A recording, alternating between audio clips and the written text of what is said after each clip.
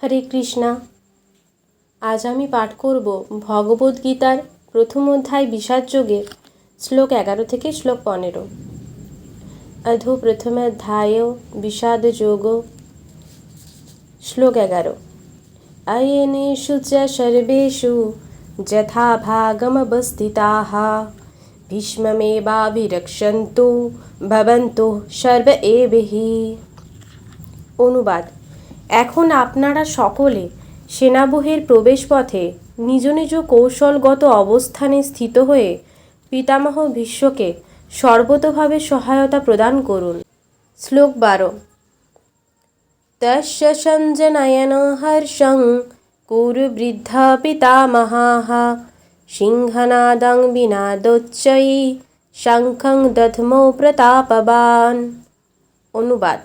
তখন কুরুবংশের বৃদ্ধ পিতামহ ভীষ্ম দুর্যোধনের হর্ষ উৎপাদন করে সিংহের গর্জনের মতো অতি উচ্চনাদে তার শঙ্খ বাজালেন। শ্লোক 13। ততঃ শঙ্খশ্চ ভীর্যশ্চ পনবানকগোমুখাঃ সহসৈবাভ্যহন্যন্তা সশব্দস্তুমুলোऽভবৎ। অনুবাদ। তারপর শঙ্খ, ভেরী, পনব ও আনক ঢাক এবং শিঙ্গাসমূহ হঠাৎ একত্রে ধ্বনিত হওয়ার ফলে এক তুমুল শব্দের সৃষ্টি হয়েছিল।